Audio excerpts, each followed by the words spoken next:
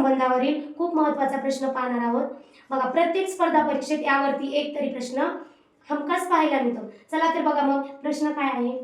प्रिया ही मंदारच्या मुलीची मावशी आहे, तर प्रियाचे मंदारशी नाते काय?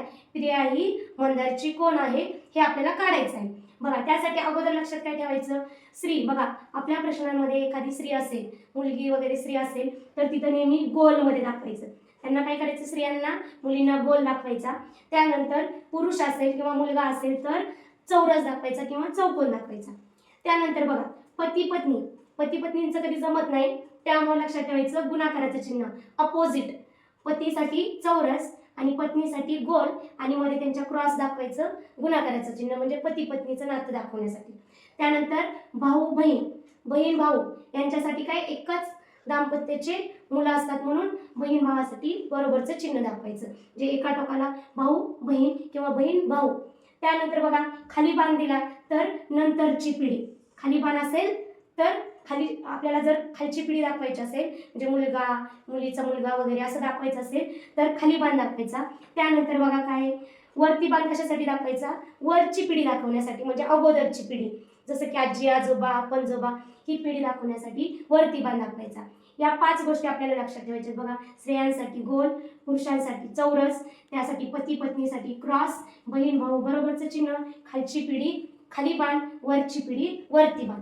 आता बघा ट्रिकनुसार बघा, आता प्रश्न काय आहे, मंदारच्या मुलीची मावशी कोण आहे, प्रिया, म्हणून मंदार पुरुष आहे म्हणून त्याच्यासाठी चौरस लिहायचा मंदार.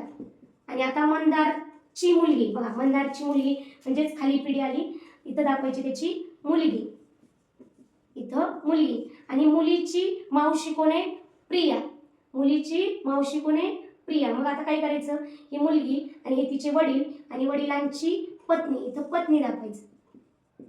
बघा, ही मुलगी आहे मंदारची, म्हणजे मुलीचे हे वडील आणि वडिलांची पत्नी म्हणजेच हिची आई, आणि मावशी म्हणजेच कोण असतं, आईची बहीण. इथं आली प्रिया, आईची बहीण. म्हणजे बघा ना, काय विचारले आपल्याला, मुलीची मावशी, मुलीची मावशी कोण आहे, प्रिया.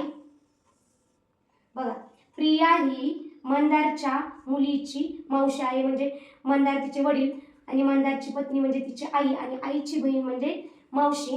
मग आता आपल्याला काय करायचंय, या दोघांचं नातं नाही काढायचं आपल्याला, मंदार आणि प्रिया या दोघांमध्ये, म्हणजेच प्रिया ही मंदारची कोण. मग आता बघा, मंदारची पत्नी म्हणजे ही पत्नी आणि पत्नीची बहीण म्हणजेच कोण असतं, मेहुणी, मेहुणी. बघा, मंदारची पत्नी आणि पत्नीची बहीण म्हणजेच कोण असती, मेहुणी. उत्तर काय, मेहुणी. आहे की नाही सोपं.